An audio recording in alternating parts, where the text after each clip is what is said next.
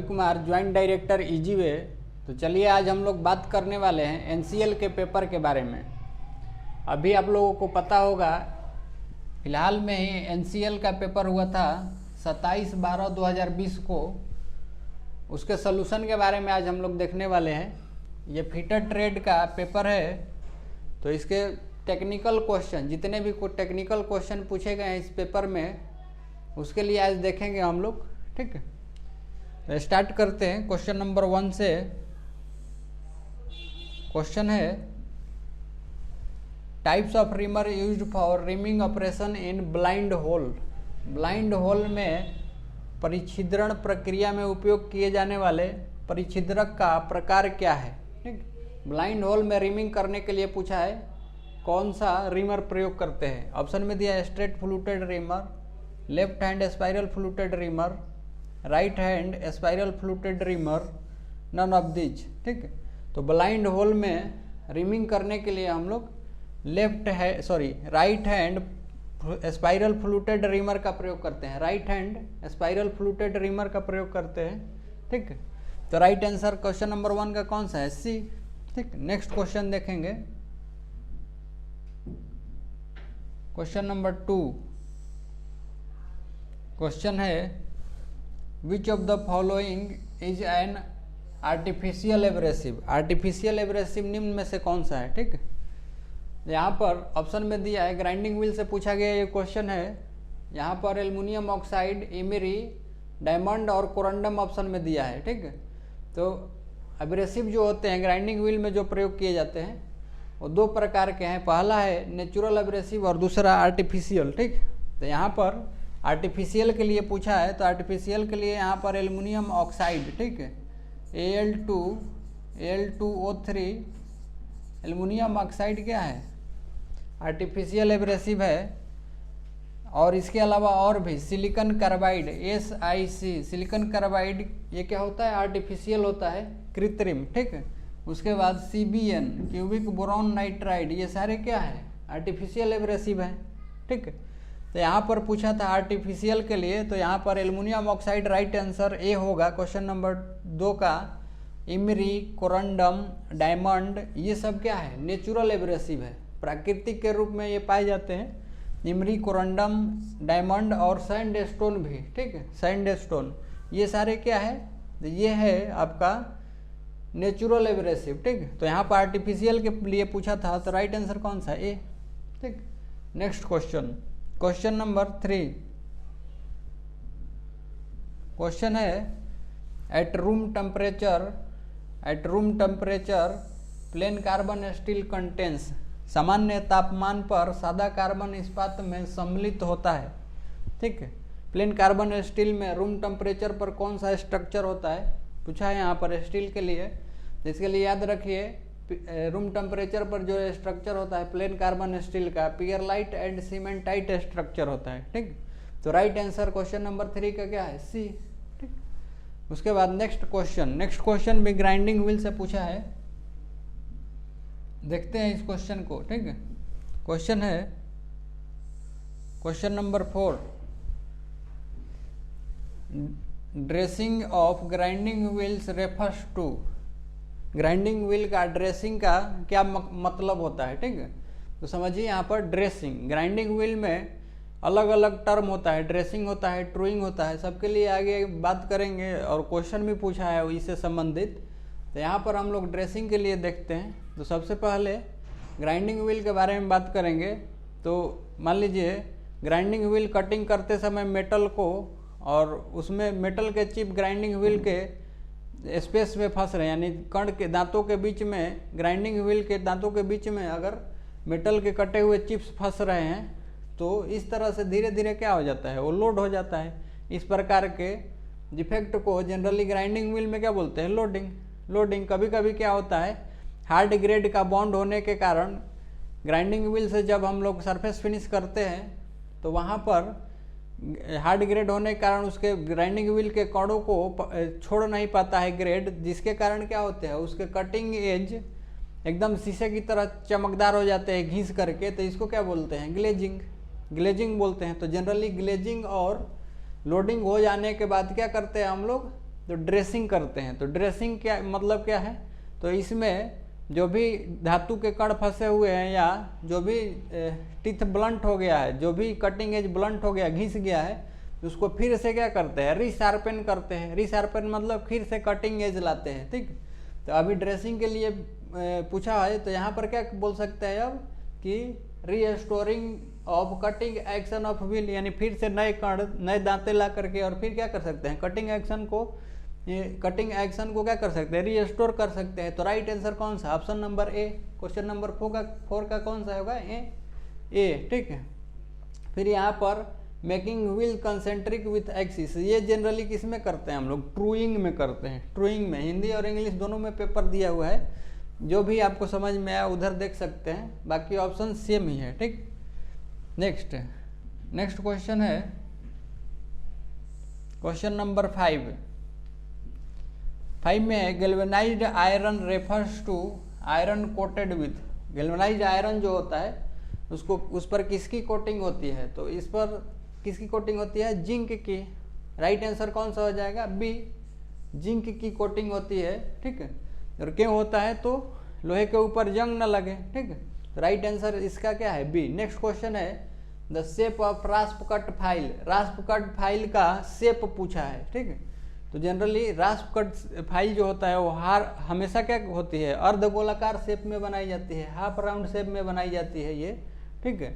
और इसका प्रयोग फिर कहाँ करते हैं, तो लकड़ी, लेदर, फाइबर, इन सब को रेतने के लिए। तो ये भी क्वेश्चन पूछा जाता है, रास्प कट फाइल का प्रयोग कहाँ पर करते हैं, नहीं तो लेदर, चमड़े और फाइबर को रेतने के लिए कौन सा फाइल यूज करते हैं, ठीक। तो उसके लिए रास्प कट फाइल। जनरली यहाँ पर क्या पूछा है, इसका शेप पूछा है, तो कैसा होता है, हाफ राउंड। राइट आंसर कौन सा हो जाएगा, सी, ठीक है। नेक्स्ट क्वेश्चन, इजी क्वेश्चन इस सेट में पूछा गया है, और मैक्सिमम क्वेश्चन इसरो के जो प्रीवियस ईयर के पूछे गए क्वेश्चन है वो रिपीटेड क्वेश्चन है, उसी का क्वेश्चन उठा करके इस सेट में डाला है। जो स्टूडेंट इसरो का सेट पढ़ करके गए होंगे प्रीवियस ईयर का पेपर, उनको बहुत ही फायदा मिला होगा इस पेपर के लिए। नेक्स्ट क्वेश्चन है क्वेश्चन नंबर 7। क्वेश्चन है a standard hexa blade of 300 mm length. Generally यहाँ पे ये मीटर दिया है, मीटर नहीं है, ये mm में लंबाई दिया है, mm मिलीमीटर में, ठीक है। Standard hexa blade of 300 mm length has 375 teeth, what is the classification and type of set of blade, ठीक है। ये किस प्रकार का ब्लेड का सेट है, तो इसके लिए जनरली हम लोग क्या करेंगे, 300 mm के लंबाई में 300 mm के लंबाई में कितने दांत हैं, 375। तो 300 mm के लंबाई में 375 दांत है। जनरली इसका पिच निकालेंगे तो जो लंबाई दिया उसमें टोटल दांतों की संख्या, तो एक से दूसरे दांत के बीच की दूरी आ जाएगी, और वही क्या होती है, पिच होती है। तो इसके अनुसार 0.8 mm क्या आएगा, इसको डिवाइड करेंगे तो 0.8 mm पिच आएगा, ठीक है। अब समझिए 0.8 mm पिच ये किस में होता है, तो ये फाइन पिच है, और इसको अगर सेट में रखेंगे तो कौन सा, ये वेब सेट, नहीं तो जिगजैग सेट में आता है। तो राइट आंसर इसके लिए पिच क्या हो जाएगा, तो पिच फाइन है, और वेब सेट जिगजैग सेट, नहीं तो वेब सेट बोल सकते हैं, ठीक है। तो राइट आंसर कौन सा, डी, फाइन। क्यों, तो ये पिच आ रहा है ना 0.8 mm, इसीलिए। नेक्स्ट क्वेश्चन है a fit designated as 30H7G6 is a, ठीक है। इस तरह से क्वेश्चन, ये भी रिपीटेड क्वेश्चन है, ठीक। तो इस तरह से क्वेश्चन H7G6 ये किस में आता है, ये क्लियरेंस फिट में। नेक्स्ट क्वेश्चन एक और पूछता है H7 फिर P6 ये किस में आता है, तो ये आता है इंटरफेरेंस फिट में। ये किस में आएगा, इंटरफेरेंस फिट में आता है, ठीक है। समझिए यहाँ पर, इसके लिए थोड़ा सा ध्यान रख लीजिए, अलग अलग होल और शाफ्ट के बीच में फिट हम लोग प्राप्त करते हैं अलग अलग। तो यहाँ थोड़ा सा सीरीज याद रखिए, जैसे ए से एच तक ए टू एच अगर होल है, या ए से एच तक में होल या शाफ्ट के लिए हम लोग को फिट प्राप्त करना है, तो ये ए से एच तक इसमें आता है क्लियरेंस, ये क्लियरेंस फिट में आता है, ठीक है। फिर जे से J to N तक जो भी शाफ्ट या होल आएगा वो किस में आएगा, तो ये आता है ट्रांजिशन में, ट्रांजिशन फिट में, ठीक है। उसके बाद P टू ZC, P से ZC तक का जो होल और शाफ्ट आता है ये किस में आता है, तो ये आता है इंटरफेरेंस फिट में।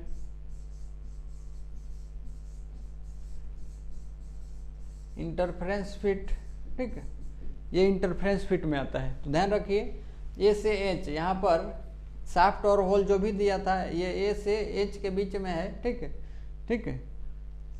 तो यहाँ पर इसके लिए कौन सा, ये क्लियरेंस फिट। और नेक्स्ट जो एग्जांपल लिखे थे हम H7 और P6 दिया, तो ये इसका मतलब क्या है, ये किस में जाएगा, ये इंटरफेरेंस में जाएगा, ठीक। तो इस तरह से इस 2-3 एग्जाम्पल को भी अगर याद रखते हैं, नहीं तो इस तरह से लेटर याद रखेंगे तो पहचान में आ जाएगा फिट। तो फिलहाल इसके लिए राइट आंसर कौन सा है, ऑप्शन नंबर ए, ठीक है, क्लियरेंस फिट, ठीक। नेक्स्ट क्वेश्चन आगे करते हैं।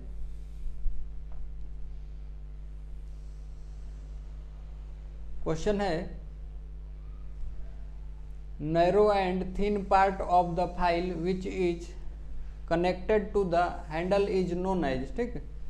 जो फाइल का संकीर्ण और पतला हिस्सा जो हैंडल से जुड़ा होता है क्या कहलाता है, ठीक है। तो जनरली हैंडल के अंदर में जो पार्ट रहता है उसको क्या बोलते हैं, तो टैंक बोलते हैं। सिंपल सा क्वेश्चन, राइट आंसर कौन सा, डी, टैंक बोला जाता है फाइल का। तो इसी से संबंधित क्वेश्चन पूछा है कि कौन से फाइल का कौन सा भाग हार्ड एवं टेम्पर्ड नहीं होता है, तो वो भी क्या होता है, तो टैंक। टैंक को छोड़ करके ही हम लोग फाइल को क्या करते हैं, हार्ड एवं टेम्पर्ड करते हैं। तो अभी फिलहाल इसका आंसर क्या है, डी। नेक्स्ट क्वेश्चन है 1 डिग्री इक्वल टू, 1 डिग्री बराबर, 1 डिग्री बराबर कितना, 60 मिनट ना, 60 मिनट। तो 1 डिग्री बराबर कितना मिनट, तो ये 60 मिनट। राइट आंसर क्या हो जाएगा, बी, ठीक है। अभी 60 मिनट, तो फिर 1 मिनट पूछेगा तो 1 मिनट बराबर कितना सेकंड, तो 60 सेकंड, ठीक है। ऐसे रिलेशन हम लोग समझ सकते हैं। तो अभी इसके लिए कौन सा, राइट आंसर बी। उसके बाद नेक्स्ट जो क्वेश्चन है ये मैथ का क्वेश्चन है, इसको स्किप करके आगे हम लोग चलते हैं, टेक्निकल सेक्शन करेंगे केवल, ठीक है। नेक्स्ट क्वेश्चन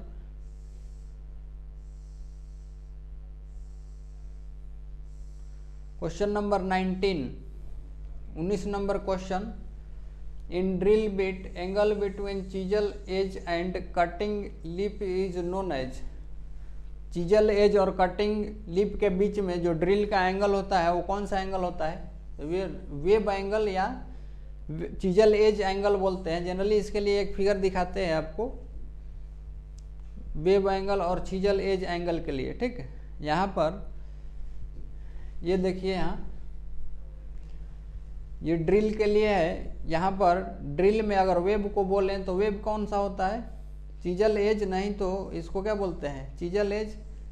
चीजल एज नहीं तो डेड सेंटर भी बोला जाता है इसको। इसके बीच में और ये कटिंग लिप्स के बीच में जो एंगल होता है, यानी ये एंगल जो होता है इसको क्या बोलते हैं, वेब एंगल बोलते हैं, नहीं तो चीजल एज एंगल होते हैं। जनरली ट्विस्ट ड्रिल में ये 120 डिग्री से 130 डिग्री तक रखा जाता है। तो इसी का डिफिनीशन पूछा है कि कटिंग लिप्स और वेब एज के बीच में जो एंगल होता है या चीजल एज के बीच में जो एंगल होता है उसको कौन सा एंगल बोलते हैं, तो चीजल एज एंगल नहीं तो वेब एंगल, ठीक। तो राइट आंसर कौन सा हो जाएगा इसका, राइट आंसर क्वेश्चन में देखेंगे,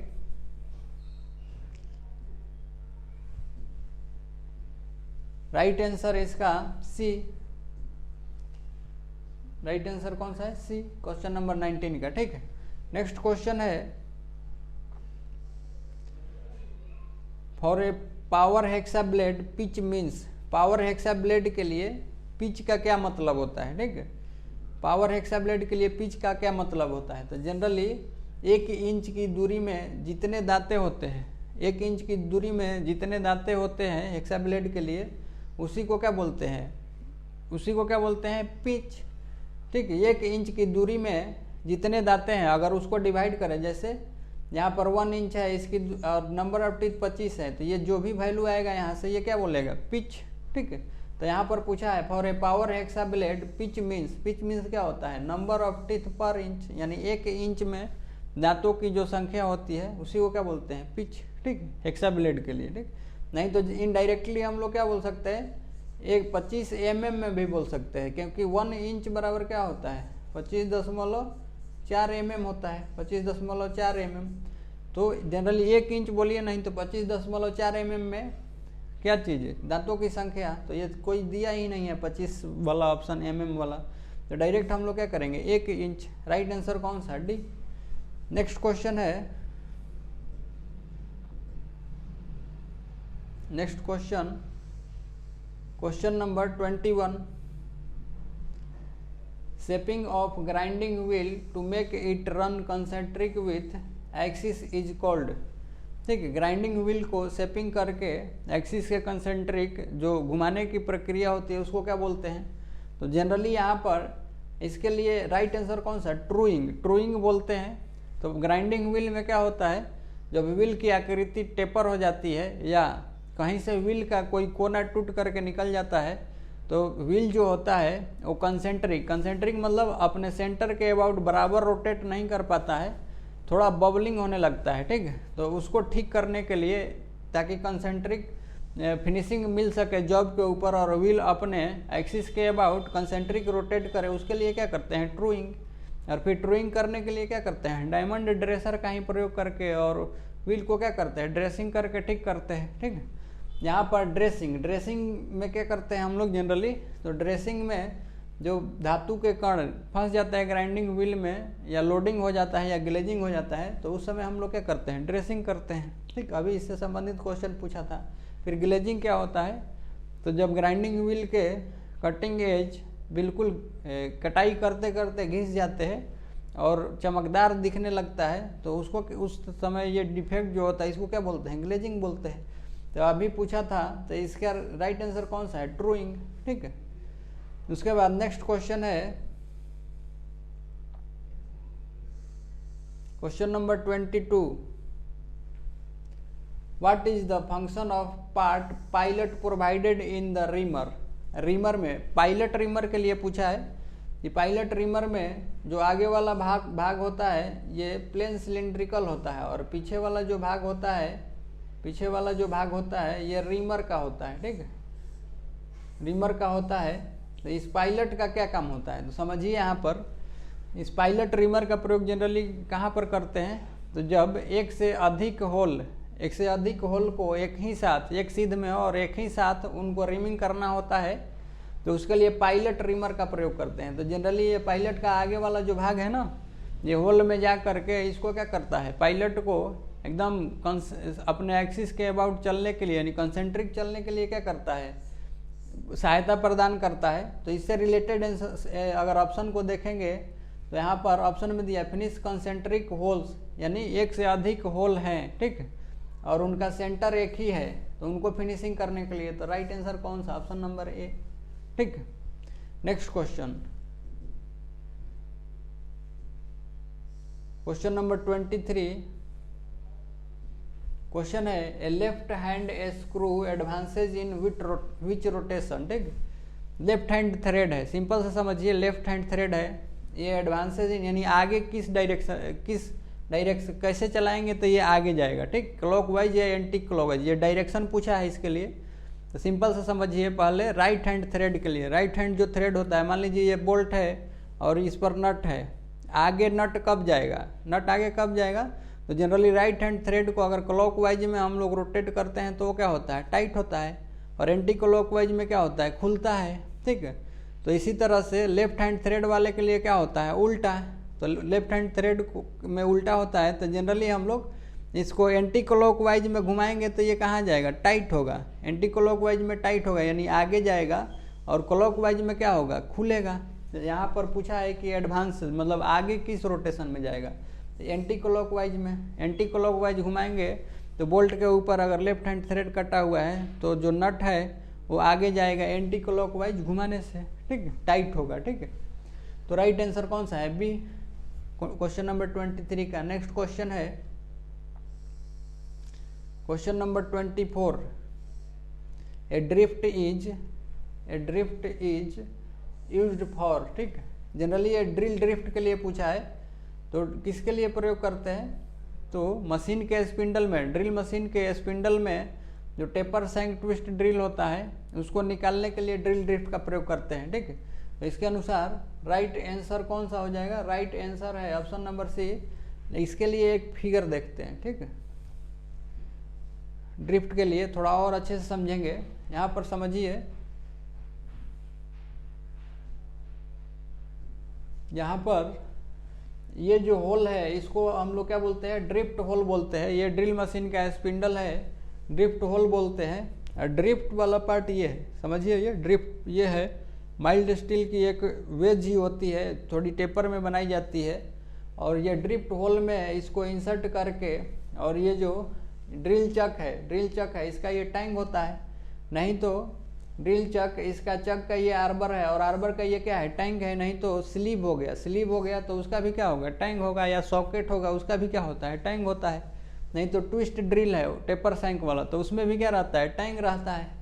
तो उसको अगर निकालना है इस मशीन स्पिंडल के बाहर, तो ये ड्रिफ्ट को हम लोग क्या कर सकते हैं? ड्रिफ्ट होल में डाल करके और हल्का दबाव अगर देते हैं तो ये आगे बढ़ता है। तो ये टेपर होने के कारण टैंक पर क्या पड़ता है? दबाव पड़ता है, जिससे चक में से स्पिंडल में से ये ड्रिल चक, नहीं तो जो भी चीज़ पकड़ करके रखे, ड्रिल चक, नहीं तो ये स्लीव, नहीं तो twist drill, taper shank twist drill, आसानी से क्या हो सकता है? निकल सकता है। तो जनरली इसको किसके लिए प्रयोग करते हैं?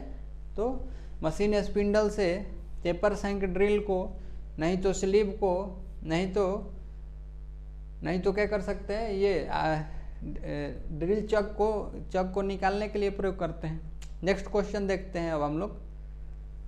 क्वेश्चन है यहाँ पर, इसके अनुसार आंसर देखेंगे तो कौन सा होगा आंसर? तो removing the drill from machine spindle, right answer C. Next question है, the process of bevelling the end of hole is called. अगर होल के ऊपरी सिरे को बिवेल बना रहे हैं, तिरछा बना रहे हैं, तो इस प्रोसेस को क्या बोलते हैं? तो इसको जनरली क्या बोलते हैं? Counter sinking. राइट आंसर इसका क्या हो जाएगा? D, counter sinking. थोड़ा सा अंतर समझते हैं काउंटर सिंकिंग काउंटर बोरिंग में, ठीक है। तो इसके लिए भी एक फिगर देखते हैं यहाँ पे, ठीक। काउंटर सिंकिंग पहले देखेंगे, समझिए। यहाँ पे ये काउंटर सिंकिंग क्या करते हैं? तो कोई सतह, मान लीजिए कोई जॉब है और उसके ऊपर कोई स्क्रू है और उसका हेड कैसा होता है? टेपर, तिरछा होता है, यानी बीबल बोल सकते हो। उसको सतह के समांतर इस तरह से यानी बिठाना है, यानी इस तरह से बिठाना है। तो उसके लिए क्या करते हैं जनरली हम लोग? जो पहले से होल बना होता है जिसमें इसको फिट करना है, उसके ऊपरी सिरों को क्या कर देते हैं? थोड़ा सा बीबल कर देते हैं। बीबल मतलब तिरछा करने से इस तरह का ये हेड है, ऊपरी सिरे को अगर तिरछा कर देंगे तो ये क्या होगा? समांतर सतह के साथ बैठ जाएगा। और इसको किसके द्वारा करते हैं? तो ये काउंटर सिंक टूल के द्वारा, ठीक है, काउंटर सिंक टूल के द्वारा करते हैं। तो जनरली यहाँ पर स्क्रू के जो हेड होते हैं, कोनिकल हेड या काउंटर संक रिबेट जो होता है, उसके हेड को बिठाना होता है।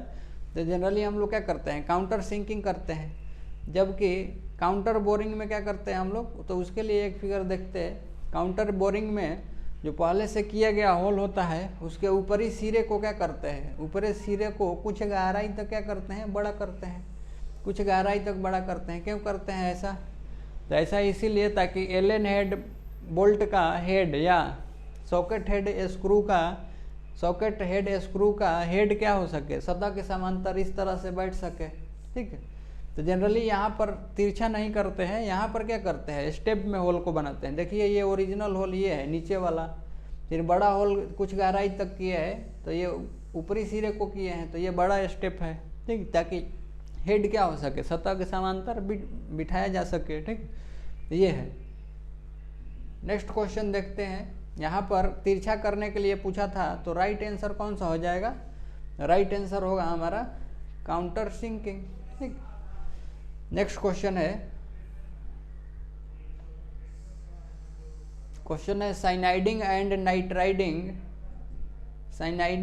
Nitriding are two methods of. Cyaniding और नाइट्राइडिंग दो मेथड हैं किसके लिए, ठीक। तो यहाँ पर समझते हैं। ऑप्शन में दिया है हार्डनिंग के, केज हार्डनिंग के, टेम्परिंग के और नॉर्मलाइजिंग के, ठीक। तो यहाँ पर हार्डनिंग, टेम्परिंग, नॉर्मलाइजिंग ये क्या है? उष्मा उपचार के ये मेथड है। उष्मा उपचार, हीट ट्रीटमेंट के ये मेथड है। जबकि ये केस हार्डनिंग क्या है? केस हार्डनिंग सतह को हार्ड करने की मेथड है, और इसी में क्या है, साइनाइडिंग एंड नाइट्राइडिंग आता है। साइनाइडिंग और नाइट्राइडिंग इसी में आता है। तो ये केज हार्डनिंग का मेथड है दोनों। इसके अलावा और भी इंडक्शन हार्डनिंग, फ्लेम हार्डनिंग भी आते हैं ना, वो भी क्या है, केज हार्डनिंग के मेथड है। तो सिंपल सा पूछा है, तो राइट आंसर कौन सा है? बी। ठीक है, नेक्स्ट क्वेश्चन।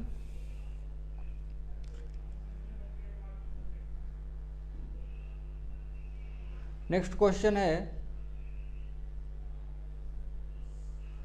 हाँ, question number 27। The rolling contact bearing are known as, जो रोलिंग कॉन्टैक्ट बेयरिंग होता है उसको किस नाम से जाना जाता है? ठीक है, समझिए, रोलिंग कॉन्टैक्ट बेयरिंग में क्या होता है, रोलिंग एलिमेंट, ये बेयरिंग है, रोलिंग एलिमेंट यहाँ पर या तो बॉल हो सकता है, नहीं तो इस तरह से रोलर हो सकता है। ठीक है, तो इनमें क्या होता है, इनमें पॉइंट कांटेक्ट नहीं तो लाइन कांटेक्ट होता है, पॉइंट नहीं तो लाइन कांटेक्ट। तो यही रीजन है, जब पॉइंट कांटेक्ट या लाइन कांटेक्ट हो तो वहाँ पर फ्रिक्शन क्या होता है, कम होता है। तो फ्रिक्शन कम होने की वजह से, यहाँ पर घर्षण कम होने की वजह से इनको क्या बोलते हैं, एंटी फ्रिक्शन बेयरिंग बोलते हैं। इसमें कौन कौन सा आएगा, तो बॉल बेयरिंग आएगा, नीडल बेयरिंग आएगा, रोलर बेयरिंग आएगा। ये सारे किस में आते हैं, तो एंटी फ्रिक्शन बेयरिंग में आते हैं। और जो बुश बेयरिंग होता है, बुश बेयरिंग, वो किस में आएगा, तो वो फ्रिक्शन बेयरिंग, क्योंकि उसमें क्या होता है, पूरा सरफेस टू सरफेस कांटेक्ट होता है, तो उसको क्या बोलते हैं, फ्रिक्शन बेयरिंग बोलते हैं। अभी ये रोलिंग कांटेक्ट बेयरिंग के लिए पूछा है, इसको किस रूप में जाना जाता है, तो एंटी फ्रिक्शन बेयरिंग बोलते हैं। ठीक है, राइट आंसर कौन सा, option number D. Next question,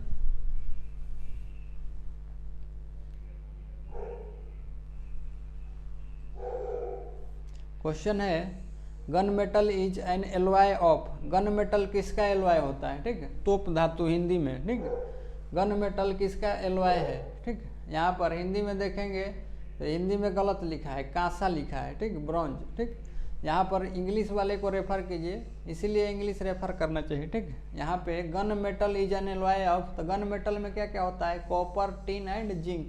copper, tin और जिंक का क्या होता है, ये मिश्रण होता है। ठीक, बुश बेयरिंग किसके बनाए जाते हैं, ये भी क्वेश्चन पूछता है। तो बुश बेयरिंग किसके बनते हैं, गन मेटल के बनते हैं। ठीक, तो यहाँ पर राइट आंसर क्या है, ए।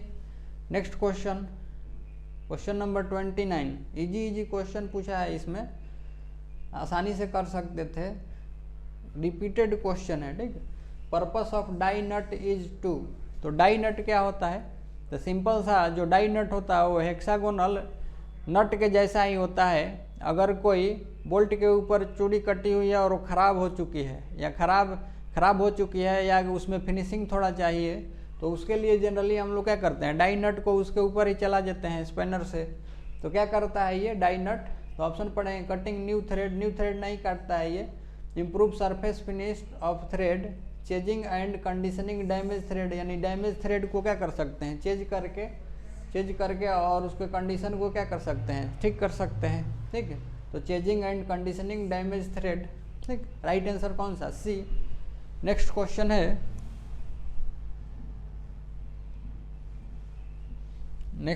है, thread plug gauge are use to check, thread plug gauge का प्रयोग किसके लिए करते हैं? ठीक, तो थ्रेड प्लग गेज है। ठीक है, तो ये क्या करेगा, इंटरनल थ्रेड को चेक करेगा। ठीक, थ्रेड रिंग गेज अगर बोलता है, थ्रेड रिंग गेज, तो वो किसको चेक करता, तो एक्सटर्नल थ्रेड को चेक करता। लेकिन यहाँ पर थ्रेड प्लग गेज पूछा है, तो वो क्या है, इंटरनल थ्रेड को चेक करेगा। ठीक, तो राइट आंसर कौन सा, ऑप्शन नंबर बी। नेक्स्ट है, what is the size of an internal thread of M12 with 1.75, ये 1.75 क्या है, पिच है। थोड़ा सा इसके लिए समझिए, इस तरह से क्वेश्चन है कि M12 इंटू 1 क्या है 75 पिच है। M का मतलब क्या है, ये मेट्रिक थ्रेड है, और ये 12 क्या है, टैप साइज है, टैप का डायमीटर है, और ये क्या है, पिच। तो टैप ड्रिल साइज जनरली हम लोग tap drill size TDS, tap drill size निकालने के लिए क्या करते हैं, तो ये टैप का साइज यानी डायमीटर, टैप डायमीटर जो कि कितना दिया है 12 माइनस डायरेक्ट 1.22 इंटू क्या करते हैं मेट्रिक के लिए पिच। यहाँ से इस फार्मूले से अगर कैलकुलेट करेंगे तो ये 12 माइनस क्या हो जाएगा 1.22 इंटू पिच कितना है 1.75। यहाँ से अगर TDS कैलकुलेट करेंगे तो ये आएगा 9.865, ठीक। ये तो हुआ एक्चुअल कैलकुलेशन, इसके द्वारा शुद्धता में थ्रेड कटती है। लेकिन जनरली हम लोग वर्कशॉप में एक और प्रैक्टिकल अप्रोच यूज करते हैं। तो प्रैक्टिकल अप्रोच में क्या करते हैं, तो जो TDS निकालना होता है ना, तो क्या करते हैं, ये tap size minus direct pitch को ही घटा देते हैं। तो अब आपको इस तरह से क्वेश्चन है तो पहले क्या करना है, पहले ये शॉर्ट फार्मूले से ही यानी डायरेक्ट प्रैक्टिकल अप्रोच लगाना है। D माइनस पी यानी टैप का साइज कितना है 12 माइनस पिच कितना है 1.75, डायरेक्ट इसको घटाना है। अगर ऑप्शन मिल गया तो क्या है राइट आंसर वाई, नहीं तो फिर शुद्ध अगर दिया है ऑप्शन में तो ये इसका राइट आंसर क्या होगा 9.865 mm। यहाँ से करेंगे तो ये क्या आ जाएगा 10.25 mm। राइट आंसर कौन सा है इसका, C, option number C. Next question है गेज से संबंधित क्वेश्चन। क्वेश्चन है a no go plug gauge is use to check which of the following. No go plug gauge है, ठीक, नो गो प्लग गेज है, बोला है कि क्या चेक करेगा ये, ठीक। समझिए यहाँ पे सिंपल सा एक एग्जांपल लेते हैं। ये गेज से क्वेश्चन है, थोड़ा सा लिमिट प्लग गेज होते हैं ना, लिमिट प्लग गेज, यहाँ पर जैसे एक एग्जांपल लेकर के बताते हैं आपको। जैसे यहाँ पर कोई प्लग गेज उसका डिजाइनिंग किया गया है 25.0.02, ये लिमिट दिया हुआ है प्लस माइनस में। तो यहाँ पर हायर लिमिट साइज निकालेंगे तो हायर लिमिट को जोड़ करके 25 दशमलव क्या होगा 0.02, यानी 25 दशमलव क्या हो जाएगा 0.2 mm। और लोअर लिमिट साइज अगर निकालेंगे तो यही 0.2 को क्या करेंगे घटाएंगे, तो लोअर लिमिट साइज क्या होगा 24.98 mm, ठीक है। तो लिमिट प्लग गेज जो होता है ना, लिमिट प्लग गेज उसका गो सिरा और एक होता है नो गो सिरा। तो जो गो सिरा बनेगा वो किसका बनेगा, लोअर लिमिट साइज का बनेगा। ये होता है प्लग गेज के लिए, ठीक। गो सिरा लोअर लिमिट साइज का और नो गो सिरा किसका बना होता है, हायर लिमिट साइज का क्या बना होता है, नो गो सिरा। तो यही पूछा है यहाँ पे, ठीक। देखिए यहाँ पे क्वेश्चन में no go plug gauge is use to check which of the following, upper limit of hole, lower limit of hole, tolerance, deviation. तो कौन सा upper limit of hole, no go के बारे में पूछा है। अगर यही गो गेज के लिए पूछता तो वो किसके साइज का बना होता है, तो लोअर लिमिट साइज का बना होता है। तो राइट आंसर कौन सा है, B. Next question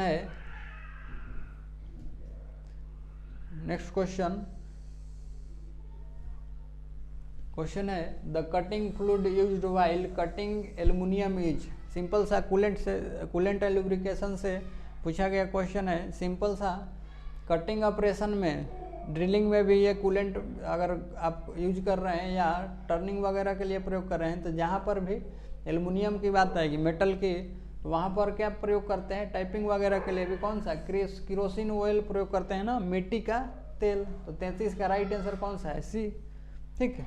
easy question है ये। नेक्स्ट क्वेश्चन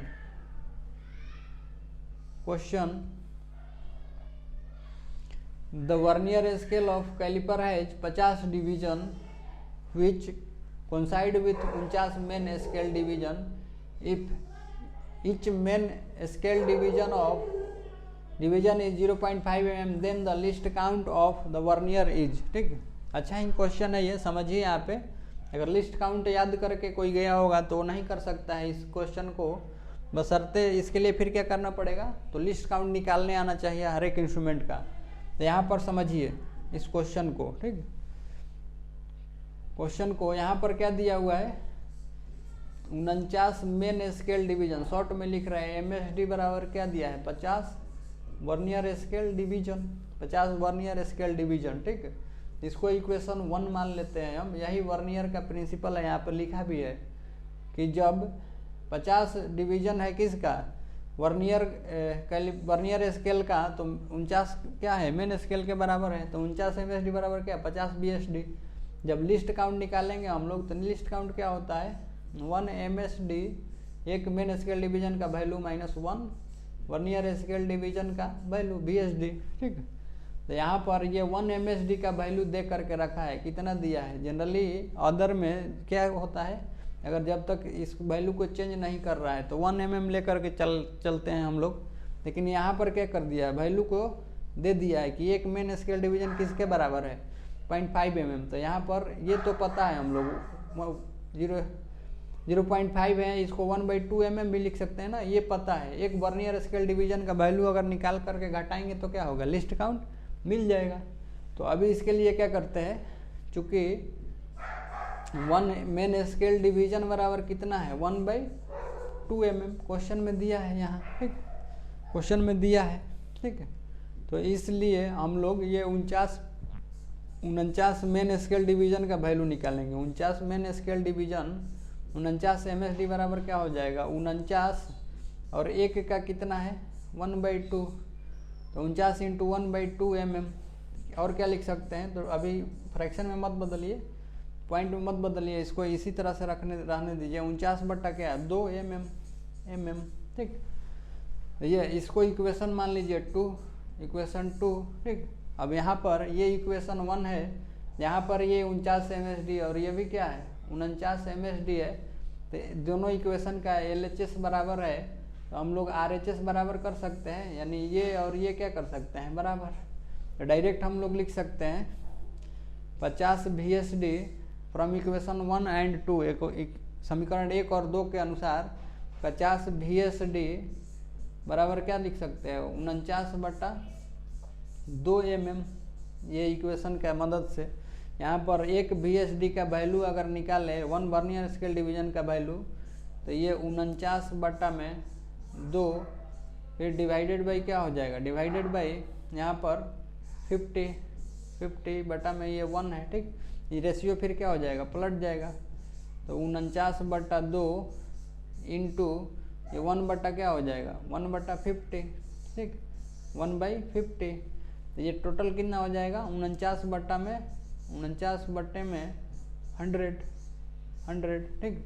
ये एक वर्नियर स्केल डिवीजन का वैल्यू है। अब लिस्ट काउंट आसानी से निकाल सकते हैं। लिस्ट काउंट क्या है 1 MSD, यानी 1/2 माइनस एक वर्नियर स्केल डिवीजन 49 बटा में कितना 100। अब इस LCM ले लीजिए, LCM कितना हो जाएगा 100। ये अगर करेंगे तो यहाँ से क्या हो जाएगा, ये 50 माइनस 49 बराबर 1 बटा कितना 1/100 बराबर कितना 0.01 mm। तो लिस्ट काउंट क्या हो जाएगा, यहाँ से लिस्ट काउंट 0.01 mm। अच्छा क्वेश्चन है ये। स्केल का वैल्यू चेंज करके पूछा है, जो याद करके गया होगा गलत हो गया होगा, ठीक है। 0.02 मार्क करके आए होंगे, लेकिन इसमें ऑप्शन में भी नहीं है, तो फिर भी एक राहत बनता है, ऑप्शन से एलिमिनेट करके भी कर सकते थे। तो राइट आंसर कौन सा, ऑप्शन नंबर C। तो आपको ये ध्यान रखना है, निकालने आना चाहिए लिस्ट काउंट इस तरह से, न कि याद होना चाहिए, ठीक है। इस तरह से निकालना सीखिए। कोई भी स्केल का वैल्यू चेंज करेगा तो आसानी से क्या कर सकते हैं, बना सकते हैं। नेक्स्ट क्वेश्चन, क्वेश्चन नंबर 35, ठीक, क्वेश्चन नंबर 35, ठीक। समझिए इसके लिए क्वेश्चन है, which of the following is an example of indirect angle measurement tool. Angle measurement tool में से ये पूछा है कि कौन सा इनडायरेक्ट है। तो ये आपका बीबल प्रोटेक्टर, कॉम्बिनेशन सेट, फिर ये मार्किंग टेबल, ये सब क्या होते हैं, ये डायरेक्ट मेजरिंग है, ठीक। बीबल गेज जो होता है उसमें क्या होता है, समझिए यहाँ पे एक स्टॉक होता है और एक ब्लेड होता है, एक स्टॉक और एक क्या होता है ब्लेड। और इस ब्लेड को क्या कर सकते हैं, किसी भी पर्टिकुलर एंगल पर जॉब के साथ, जो जॉब में एंगल है उस पर सेट करके, और बाद में हम लोग इसका एंगल पढ़ने के लिए या तो बीबल प्रोटेक्टर का सहायता लेंगे, नहीं तो प्रोटेक्टर हेड का, ये कॉम्बिनेशन सेट के प्रोटेक्टर हेड का सहायता लेते हैं।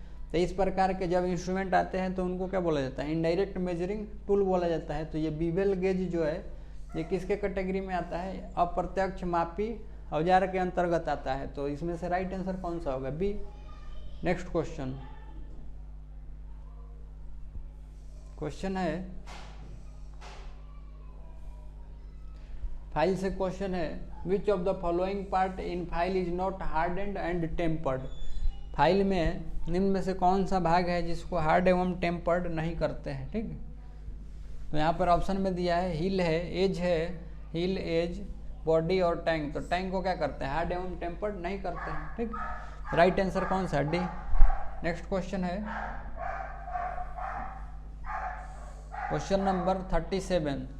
The range of surface finish value, the range of surface finish value are a roughness grade number N6 is. यहाँ पर समझिए रफनेस ग्रेड को जनरली N के टर्म में व्यक्त करते हैं और इनके नंबर से N1 से N12 तक ये उपलब्ध होते हैं, N12, ठीक। अगर वैल्यू के बारे में बात करें तो N जो 12 होता है, N12, इसका वैल्यू होता है 50 माइक्रोन, 50 माइक्रोन, ठीक, 50 माइक्रोन।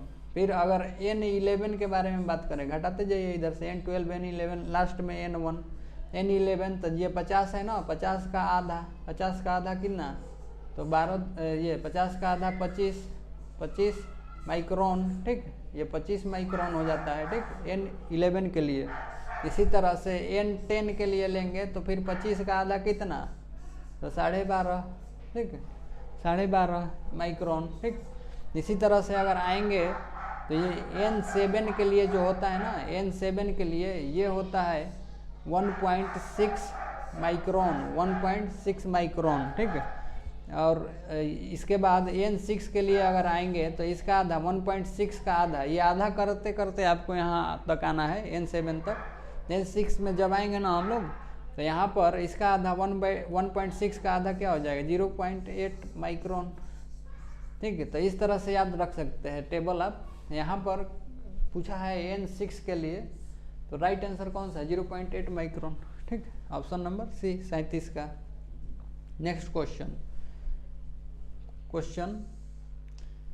सेफ्टी से पूछा गया question, an oily floor should be cleaned by which of the following for safety point of view. Oily floor को निम्न में से किसके द्वारा साफ करेंगे सेफ्टी के पर्पज से, ठीक है। तो जनरली ये बार बार क्वेश्चन आता है, इसको ध्यान रखिए। राइट आंसर इसका है पुटिंग सार डस्ट और सैंड। लकड़ी का बुरादा नहीं तो बालू डाल करके क्या कर सकते हैं, साफ कर सकते हैं। अगर ऑप्शन में दोनों आ जाए, लकड़ी का बुरादा और बालू, तो सबसे बेस्ट फिर कौन सा, लकड़ी का बुरादा, हमेशा सार डस्ट को डालते हैं, ठीक है। 38 का आंसर कौन सा है, सी। नेक्स्ट क्वेश्चन है क्वेश्चन नंबर 39। क्वेश्चन नंबर 39 है tool chatter is called by which reasons. Tool में चैटरिंग होता है, उसका क्या कारण है, ठीक है। यहाँ पर जो ऑप्शन दिया है, small clearance angle, excessive clearance angle, small rake angle, excessive rake angle. Generally tool chattering के लिए साइड कटिंग एज एंगल जो होता है, CS, ठीक है, CS, side cutting edge angle जो होता है वो जिम्मेवार होता है। लेकिन यहाँ पर साइड कटिंग एज एंगल के बारे में बात नहीं किया है, ठीक। फिर भी इसका NCL जो आंसर दिया है एक्सेसिव क्लियरेंस एंगल, ठीक। अगर तार्किक रूप से सोचा जाए तो इसमें क्लियरेंस एंगल देंगे तो एक्सेसिव का ज़्यादा इफेक्ट नहीं है। राइट आंसर इसका ए होना चाहिए था, ठीक। तो इसमें आंसर क्या दिया है, excessive clearance angle, B answer दिया है। तो हमारे अनुसार ये स्मॉल क्लियरेंस एंगल पहला बात तो इसमें क्लियरेंस एंगल का इफेक्ट ज़्यादा होता नहीं है। तो ये होता है किसका, cutting, side cutting edge angle के कारण क्या होता है, टूल का चैटरिंग होता है, ठीक।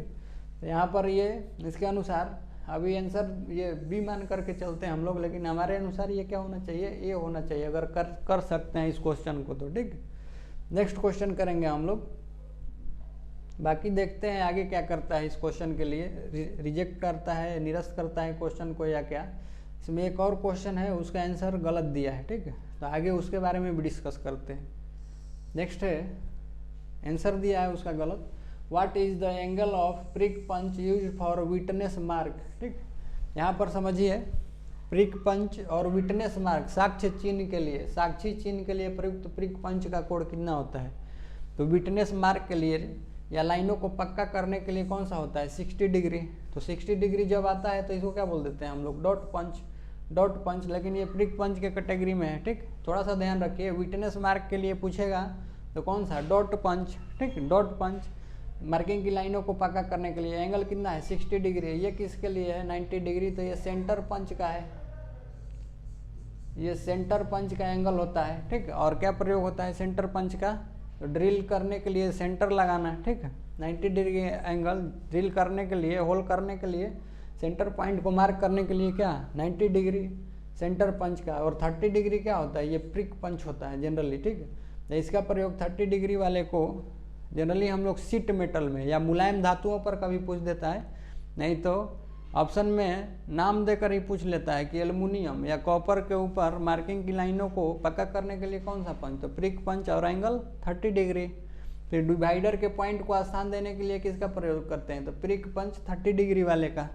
यहाँ पर विटनेस मार्क के लिए पूछा है, साक्षी चिन्ह के लिए, नहीं तो लाइनों को पक्का करने के लिए, तो उसके लिए कौन सा होगा डॉट पंच 60 डिग्री एंगल, ठीक। तो राइट आंसर कौन सा है बी। यहाँ पर नेक्स्ट क्वेश्चन आपका मैथ से संबंधित है, इसको स्किप करके आगे चलते हैं, ठीक। मैथ का क्वेश्चन है ये भी मैथ का क्वेश्चन है। आगे आइए टेक्निकल सेक्शन में।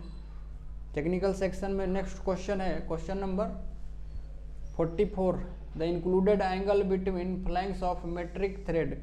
मेट्रिक थ्रेड का इंक्लूडेड एंगल पूछा है, यानी थ्रेड एंगल या आईएसओ मेट्रिक थ्रेड का एंगल जो होता है, आईएसओ मेट्रिक थ्रेड का एंगल जो होता है वो कितना होता है 60 डिग्री, नहीं तो सिंपल सा पूछ लेता है मेट्रिक थ्रेड का एंगल कितना है, तो कितना होता है 60 डिग्री।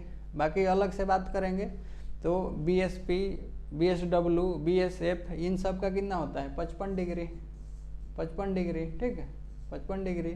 फिर 90 डिग्री किसका होता है, तो स्क्वायर थ्रेड का, ठीक है। तो इस तरह से थ्रेड वाले जो एंगल है वो आपको याद रखना है। बीए का कितना होता है ब्रिटिश एसोसिएशन, तो 47.5 डिग्री, 47.5 डिग्री, ठीक। ये चीज़ है, ठीक। एक में थ्रेड का एंगल कितना है ये भी पूछा हुआ है, तो एक में थ्रेड का 29 डिग्री, ठीक। और फिर एक में थ्रेड का 29, बटरस थ्रेड का अगर एंगल पूछेगा आपसे तो बटरस का कितना होता है 45 डिग्री, ठीक, बटरस, ठीक। आगे आइए नेक्स्ट क्वेश्चन। क्वेश्चन है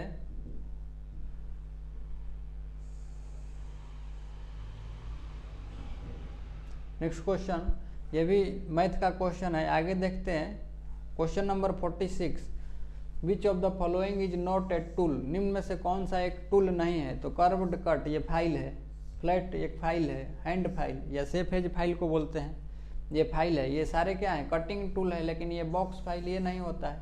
तो कौन सा पूछा है टूल नहीं है, तो राइट आंसर कौन सा डी, ठीक है। क्वेश्चन नंबर 46 का नेक्स्ट क्वेश्चन, क्वेश्चन नंबर 47 है, the size of an engineer vice is specified according to which of the following. Engineers vice, नहीं तो सिंपल सा समझिए बेंच वाइस का साइज पूछा है। कितने लोग तो नाम से ही चौंक जाते हैं, तो यहाँ पर इंजीनियर्स वाइस अलग से कोई नहीं है, बेंच वाइस को ही क्या बोल रहा है इंजीनियर्स वाइस। उसका स्पेसिफिकेशन किसके आधार पर किया जाता है, तो विड्थ ऑफ द जा के चौड़ाई के आधार पर वाइस को बताया जाता है, 6 इंच, 4 इंच, 8 इंच, इस तरह से, ठीक है। यहाँ पर राइट आंसर कौन सा है, option number B. Next question करेंगे हम लोग। क्वेश्चन है, which of the following device is use to pull heavy loads along the ground. Ground पर हेवी लोड को खींचने के लिए निम्न में से कौन सा, ठीक, द क्रेन्स एंड सीलिंग्स, ये तो ओवरहेड है, ठीक, लेयर्स एंड रोलर्स, फिर ऑल ऑफ दीज, फिर एक विंचेज दिया है। तो राइट आंसर इसका कौन सा है विंचेज। इसके लिए एक फिगर देखते हैं विंचेज होता कैसा है, ठीक है, विंचेज होता कैसा है। तो इसके लिए एक फिगर है, देखिए यहाँ पर ये हैंड विंच है, ठीक, हैंड विंच है। यहाँ पर ये हैंडल है, जनरली ये वायर रोप है, वायर रोप है। अगर किसी जॉब को खींचना होता है, पुल करना होता है, तो ये हुक भी है यहाँ पे, उस जॉब में फंसा करके हुक को, और ये हैंडल के द्वारा क्या कर सकते हैं हम लोग, चला करके वायर को इसमें लपेटते हैं, तो खींचना थोड़ा जॉब को क्या हो जाता है आसान होता है। तो सरफेस पर ये विंच के द्वारा हम लोग क्या कर सकते हैं, जॉब को खींच सकते हैं। यही क्वेश्चन पूछा था यहाँ पे, और उसका राइट आंसर कौन था, राइट आंसर था ऑप्शन नंबर बी, ठीक है, ऑप्शन बी। नेक्स्ट क्वेश्चन करेंगे हम लोग। क्वेश्चन है, which of the following can not be used for taper turning. Taper turning के लिए कौन सा मेथड नहीं प्रयोग किया जाता है, समझिए यहाँ पे। तो ये कंपाउंड रेस्ट मेथड से, स्विबलिंग ऑफ कंपाउंड रेस्ट, ये करके हम लोग टेपर बना सकते हैं। फॉर्म टूल के द्वारा भी बनाते हैं, टेल स्टॉक को ऑफसेट करके भी टेपर बनाते हैं। यानी यहाँ पर कोई भी ऑप्शन नहीं दिया है जिसके द्वारा टेपर नहीं बना सकते। तो कौन सा आंसर होगा? Option number D, none of these. ये तीनों के द्वारा क्या करते हैं? टेपर बनाते हैं हम लोग, ठीक। लेकिन इसमें क्या पूछा था? Can not use for taper turning. Taper turning के लिए कौन सा नहीं प्रयोग किया जाता है? तो ये तीनों यूज होता है। नन ऑफ दीज क्या होगा? राइट आंसर, ठीक। आगे नेक्स्ट क्वेश्चन,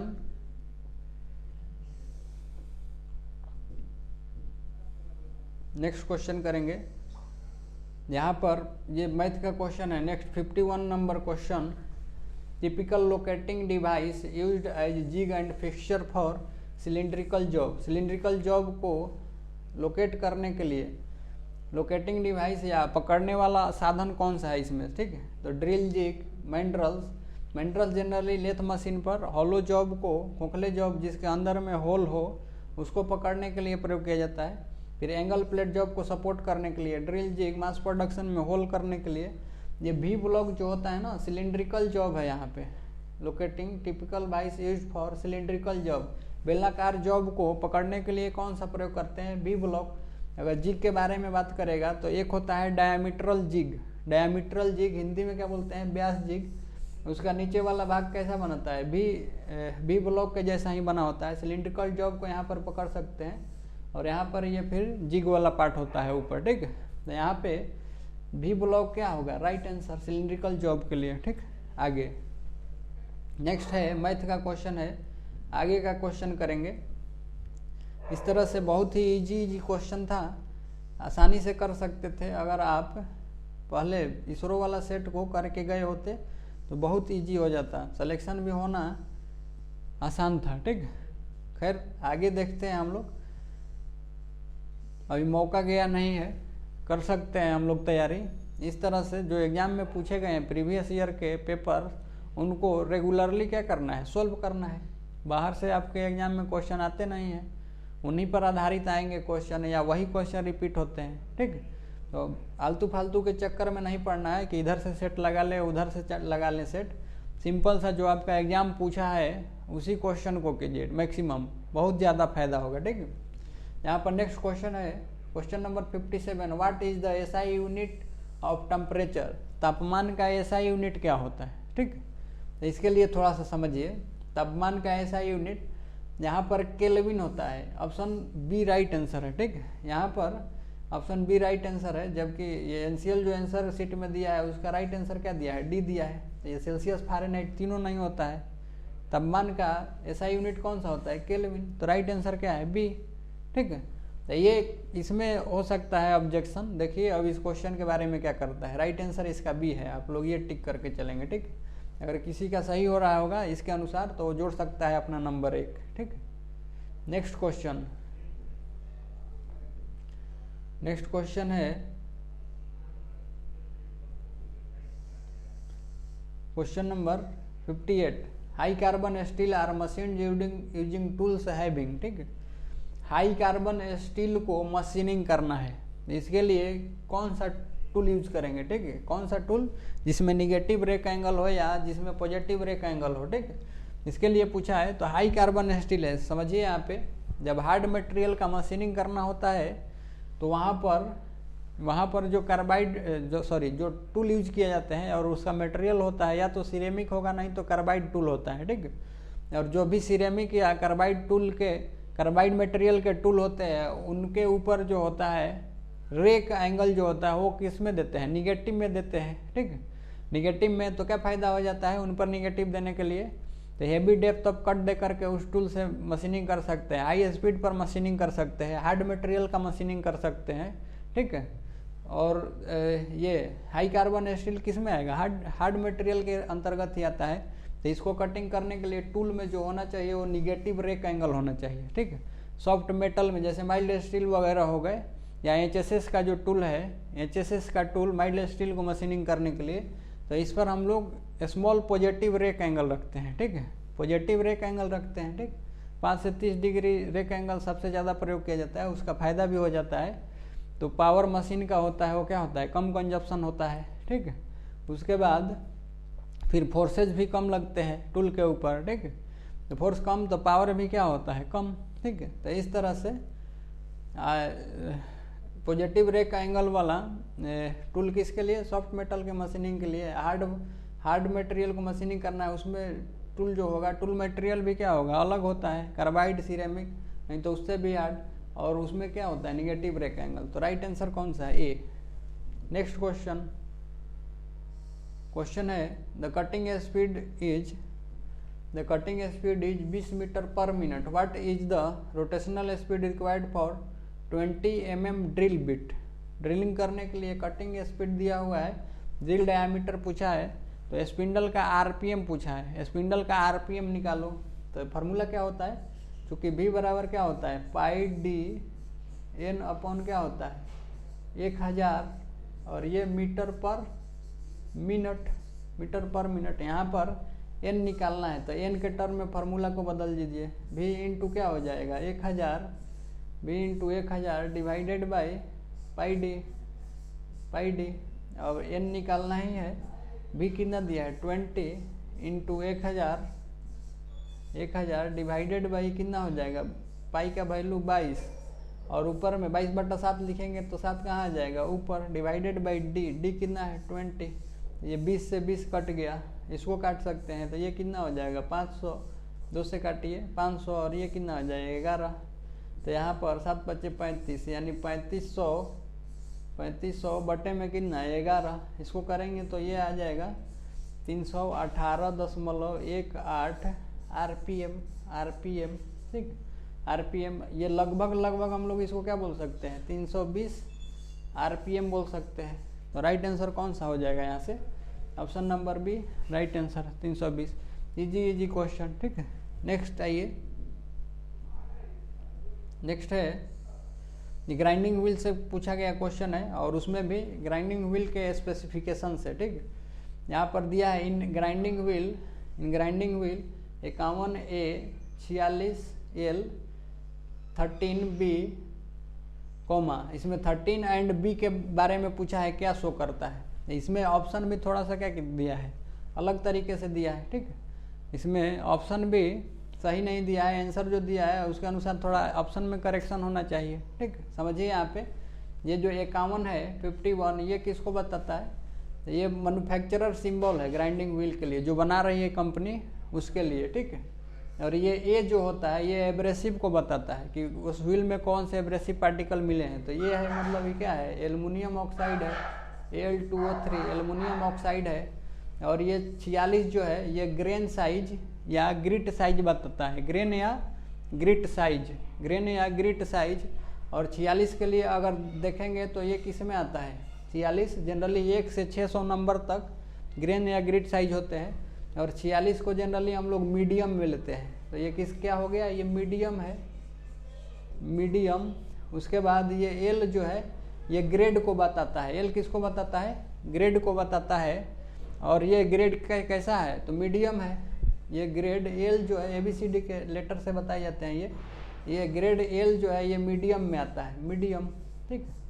उसके बाद ये 13 जो है ये आपको बताता है स्ट्रक्चर के बारे में, कि क्लोज स्ट्रक्चर है या ओपन स्ट्रक्चर। क्लोज स्ट्रक्चर को और क्या बोल सकते हैं, डेंस स्ट्रक्चर भी बोलते हैं, घना स्ट्रक्चर। तो जनरली ये जो स्ट्रक्चर होता है ना, ये स्ट्रक्चर जो होता है ये अलग अलग 1 से 7 तक जो होता है नंबर के द्वारा दर्शाया जाता है। जनरली 1 से 14 तक, 1 से 7 तक किसमें आता है, तो ये डेंस स्ट्रक्चर में आता है, डेंस स्ट्रक्चर नहीं तो क्लोज स्ट्रक्चर बोल सकते हैं।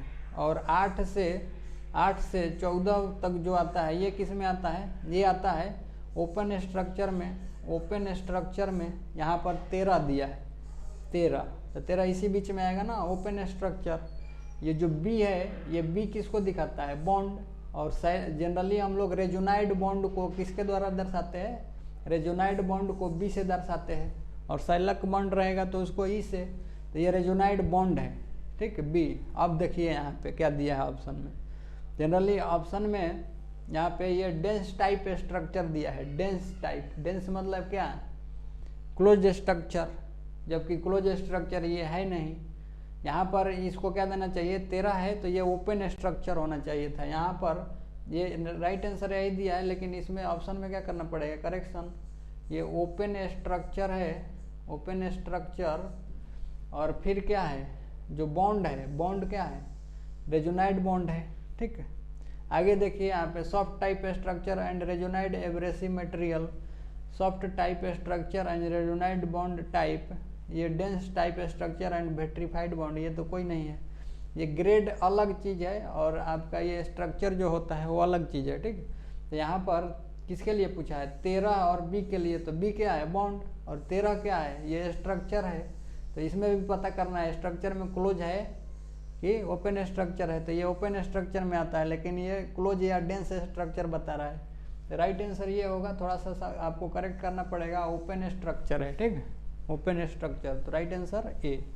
Next question number 62, question number 62, Morse standard taper is available in numbers from, Morse standard taper जो होता है वो नंबर में अवेलेबल होता है कहाँ से कहाँ तक। तो जनरली MT0 से टोटल साइज कितना होता है, MT7, टोटल साइज अगर जोड़ेंगे तो 0 से 7 तक 8 साइज।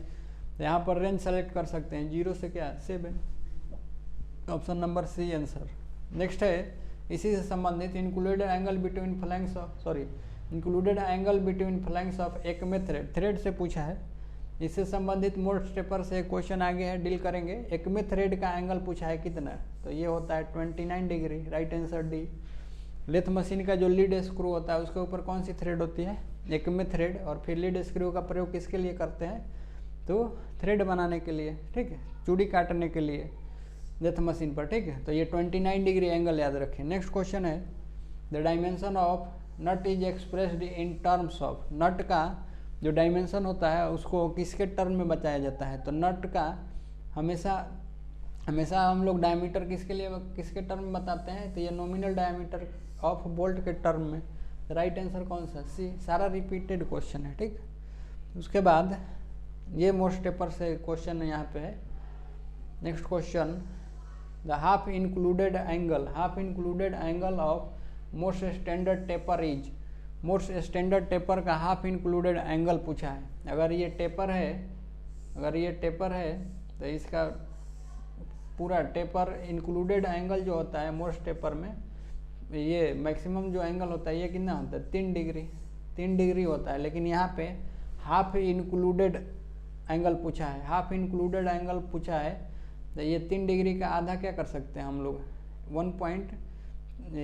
3 डिग्री नहीं तो 1 डिग्री और क्या बोल सकते हैं, 29 मिनट। तो हाफ इंक्लूडेड एंगल कितना हो जाएगा, 1 डिग्री 29 मिनट का ये सिंबल है, ठीक। Right answer D.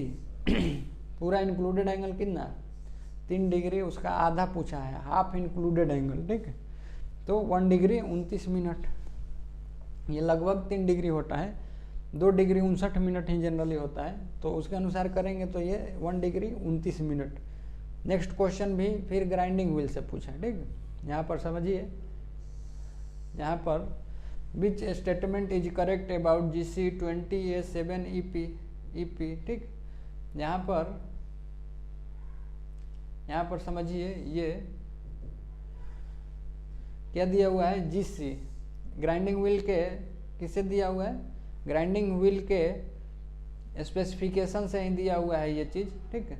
इसके लिए थोड़ा समझते हैं, समझिए। यहाँ पे ये GC का मतलब क्या है, ग्रीन सिलिकॉन कार्बाइड, G का मतलब ग्रीन, और C का जो नोटेशन होता है ये सिलिकॉन कार्बाइड एब्रेसिव के लिए बताता है।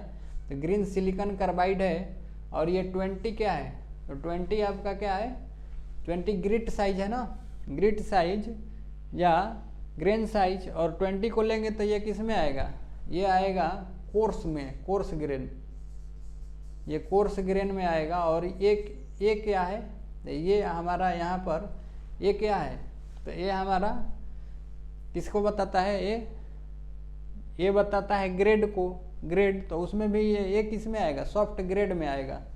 ये है सॉफ्ट ग्रेड, ठीक है, ये सॉफ्ट ग्रेड को बता दिया। और यहाँ पर जो 7 है, 7 किसको बताएगा, तो ये 7 स्ट्रक्चर को बताता है, ठीक। ये 7 जो है ये स्ट्रक्चर है, और अभी स्ट्रक्चर में देखेंगे तो ये कैसा था, तो क्लोज स्ट्रक्चर। बाकी ये ई जो है, ई क्या है, ये ई बॉन्ड को बताता है, ई सैलक बॉन्ड को, सैलक बॉन्ड।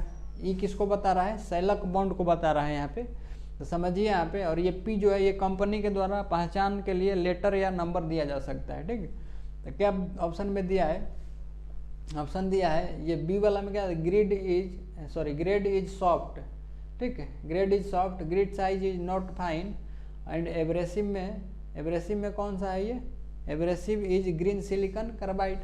इसका राइट आंसर कौन सा है, ये ए है ना, तो ये किस में आएगा, सॉफ्ट ग्रेड में। क्या बोला है, ग्रेड इज सॉफ्ट, राइट, सही बात है। Grid size is not fine, grid size fine नहीं है, क्या है, कोर्स है। ये जो ग्रिड साइज है 20, ये फाइन नहीं है, क्या दिया है, महीन नहीं है, कोर्स है, बड़ा वाला है, ठीक। उसके बाद abrasive is green silicon carbide, abrasive कौन सा है, ग्रीन सिलिकॉन कार्बाइड, तो राइट आंसर कौन सा, ऑप्शन नंबर बी, ठीक। तो इस तरह से कर सकते हैं। ग्राइंडिंग व्हील के स्पेसिफिकेशन से पूछा गया क्वेश्चन है। नेक्स्ट क्वेश्चन करेंगे। नेक्स्ट क्वेश्चन है यहाँ पर, which of the following is used for holding pipe of diameter more than 63 mm and up to 200 mm। 63 mm से 200 mm तक के आपको अगर पाइप को होल्ड करना है तो उसके लिए कौन सा, तो सिंपल सा चेन पाइप, रिंच बोल सकते हैं, नहीं तो चेन पाइप भाई, ठीक। राइट आंसर कौन सा, सी, ठीक है। Next question, 45 degree is equal to how many radian. 45 degree को रेडियन में पूछा है, रेडियन में। इसके लिए समझिए, चूंकि हम लोग क्या लिखते हैं, 180 डिग्री बराबर क्या लिखते हैं, 180 डिग्री बराबर पाई रेडियन लिखते हैं। तो यहाँ पर 45 डिग्री के लिए पूछा है, 45 डिग्री बराबर कितना रेडियन, तो ये पाई इंटू 45 डिवाइडेड बाई कितना, 180। यहाँ से जो वैल्यू निकल करके आएगा ये 0.785, ठीक। राइट आंसर ये क्या हो जाएगा, रेडियन में आएगा ना, रेडियन यही पूछा है। तो राइट आंसर कौन सा है, 45 डिग्री को रेडियन बदलेंगे तो ए, ठीक। इस तरह से इजीली कर सकते हैं, ठीक। आगे आइए। नेक्स्ट क्वेश्चन है, थोड़ा सा ट्विस्ट किया है। Lathe bed are made of cast iron due to following reason. Lathe के जो बेड होते हैं वो कास्ट आयरन के बनाए जाते हैं, क्यों। क्वेश्चन पढ़िए, it is heavy, it is cheap, high damping capacity, it does not resist compressive load, ठीक। कास्ट आयरन के साथ ऐसा नहीं है कि वो कंप्रेसिव लोड को नहीं झेलता है। Cast iron generally compressive load को ही क्या करता है, ज़्यादा झेलता है। इसके अनुसार ये ऑप्शन क्या है, गलत, ठीक है। ये जो है ये नॉमिनल ऑप्शन में जो है इनका नॉमिनल यहाँ पर पर्पस है, ठीक। मुख्य रूप से यहाँ पर मशीन बेड जो बनाए जाते हैं उनका मेन काम क्या होता है कि ऐसा मटेरियल होना चाहिए जो हाई कंप्रेसिव लोड को या वाइब्रेशन वगैरह को क्या कर सके, झेल सके। तो कास्ट आयरन जो है ना, और इसमें खास रूप से ग्रे कास्ट आयरन जो होता है उसकी वाइब्रेशन ऑब्जर्विंग कैपेसिटी ज़्यादा होती है, और इस प्रकार की कैपेसिटी जब मटेरियल में होता है तो उसको जनरली हम लोग बोलते हैं डैम्पिंग कैपेसिटी यानी वाइब्रेशन ऑब्जर्व करने की क्षमता। तो कास्ट आयरन का डैम्पिंग कैपेसिटी यहाँ पे ज़्यादा है। यही कारण है कि लेथ मशीन के बेड बनाने के लिए किसका प्रयोग करते हैं, कास्ट आयरन का। तो इसका राइट आंसर क्या है, ऑप्शन नंबर सी, ठीक।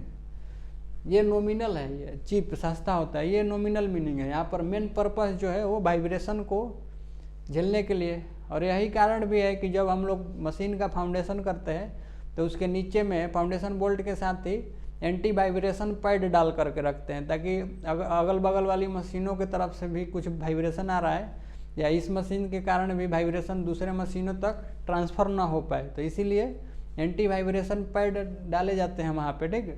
तो कास्ट आयरन खुद एक क्या है, हाई डैम्पिंग कैपेसिटी वाला मेटल है, यानी वाइब्रेशन को ऑब्जर्व करने वाला मटेरियल है। क्यों, तो कोर्स ग्रेन होता है इसका इंटरनल स्ट्रक्चर में, ठीक, इसीलिए। नेक्स्ट है ये इस तरह से टेक्निकल के ये 69 क्वेश्चन आज हम लोग एनसीएल में जो पूछे गए थे उसको कर चुके हैं, ठीक है। आगे देखते हैं हम लोग, नेक्स्ट वीडियो में मिलेंगे किसी और पेपर के साथ। तब तक के लिए नमस्कार, धन्यवाद।